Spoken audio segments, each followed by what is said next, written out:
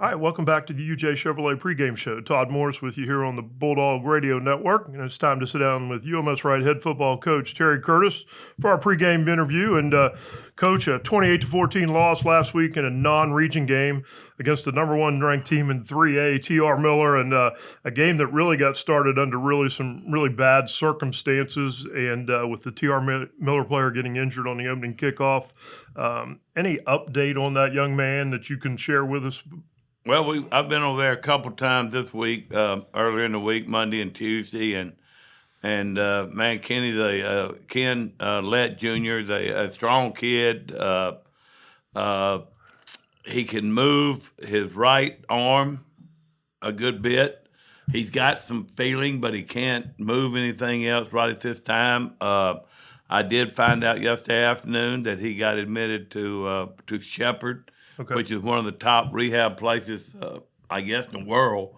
And so they're hoping that he would be transferred up there either Tuesday or Wednesday of this next week. So that's a good sign to get him up there and start getting the rehab and so forth. And he then I guess is what you can say, as good a spirits as you could expect. Yep. His mom and dad are unbelievable people who are positive, good Christian people who are leading the charge for him, and they hadn't left his side. So, he's got all the things that you need to succeed in something like this. And a lot of prayers, a lot of financial givings from Bruton and from Mobile, and I'm sure from all over the Alabama and probably outside of Alabama. So, all you can do is just keep praying for the guy, and like I was in there the other day, and the doctor she was telling him, said, look, man, you're going to have days where you feel great, you think you're making great progress, and then there's going to be other days where you just say, this ain't worth it. Right. I'm through trying. Yeah. And he's going to go through those peaks and valleys here for a while. But if anybody can do it with the support he's got of that family and the TR Miller, Coach Hubbard, and then we're down Tuesday. We all were there together, and then our UMS family, who we know is going to step up. He's got everything in place to make this work, and he just got a long, hard road ahead of him. Absolutely. Well, like I said, it was kind of an odd way to start the game, and then. Do you feel it affected us overall in our performance in the game? I told Coach Hubbard on Monday or Tuesday when we was up there, I said, in standing there on the sidelines, I said, I'm not saying this in a negative way. I felt like it affected our team more than it did theirs. Yeah.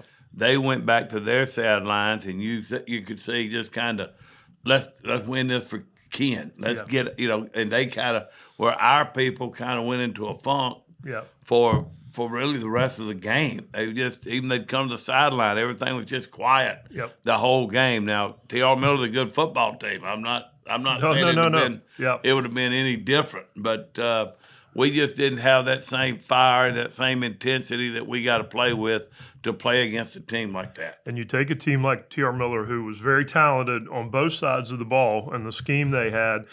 Offensively, I thought they did a very good job keeping our defense on our heels. We looked kind of confused a little bit, and then we were catching and all that. That's the first time I've really seen a team line up and confuse us on defense. Well, I'll tell you, Coach Hubbard, I think I said it on our interview last week before the game.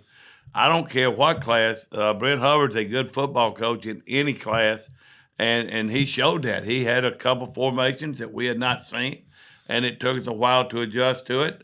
And by the time we'd adjusted, they had points, points on the board. And they're just sound. They play good defense. Of course, 32, Miles Johnson is a great player, but he's got a lot of complementary players that are very good. And like I think I also said, I think it's the best TR Miller team that I've seen in the last 10 to 15 years as far as the whole team. Quarterback's efficient. Senior quarterback. And, that's what I was gonna he's say. been playing, seems like, since the 8th grade. He understands the offense. And, it's going to take a good team with a lot of talent to beat them as long as they can stay healthy. But it's like I told Brent, a lot of the other teams in 3A are playing guys both ways too. So. Yep. It should help them. And then you talk about them defensively. First time I've seen us being held, really not being able to run the football. And we can go into that. We don't have enough time probably to talk about what all was going on there. But the bright side of that was the passing game came alive a little bit. Max had a pretty good night, 17 of 31, throwing the ball, 169 yards and a touchdown. So maybe that confidence is growing on his side of the game. Well, he's getting better every game. Yeah. But you know, Todd, UMS-Wright, we've got to be able to run the ball. We can't sit there and throw it. I think we threw it 33, 34 times. Yeah. And all that's not our game. We got to be a mixture, throw when we want to, half and half, or even a little bit more run than pass if we're going to be successful. Yeah. Because we've got to use some clock, we've got to use some time, and we had a hard time running the ball on, just plain and simple. We worked. I thought we had one of our best weeks during the off week, and like I say, I don't know if what happened at the start of the game affected those guys, but we just didn't have that same fire in getting after people. We step back into region play tonight on the road at Citronelle. Really no other way to describe it. We really need a win. We need a win here. Region play, Citronelle 4-2 on the season, but right behind us in region play at 1-2. We're 2-1. What do you see about Citronelle that we've got to take advantage of here tonight? Well, Citronelle's a good football team. Absolutely. They went overtime with Williamson, who's undefeated. I saw the Viger game, and it was in the fourth quarter, 14-6. They've got a quarterback who's come in, who's very efficient, likes to run the ball, multi-purpose. They got a number one. Sorry, I can't say names, but I'm a guy, I know numbers. Numbers. I met the T.R. Miller guy the other day, and they started introducing themselves, and I said, whoa, what number are you? That kind of stuff. So they got a number one who's really a good player, and they've had a couple other guys. A defensive end, I think, came in from the floor, good player. So, they've really upgraded their thing. They've got a lot of guys out. They've got a lot of excitement. And Citronelle's a tough place to play. Absolutely. So we're going to have our hand full. And if we come out lethargic, we're going to get it handed to us again. And we've told them that all week long. So hopefully they're listening. Hopefully they'll listen, because this week, no rest next week. We go to Williamson, so we've got to come out tonight. Really, I think win these next two games. You agree? Well, I think this one is the most important, right? Because Williamson beat them. Yeah. So we need to make sure that we get by Citronelle, because then next week will be big in trying to get that second spot where you get that home game. Right. And we still got 4 region games left, so it's still wide open, and we just got to, like you said, we need a win. We need a win.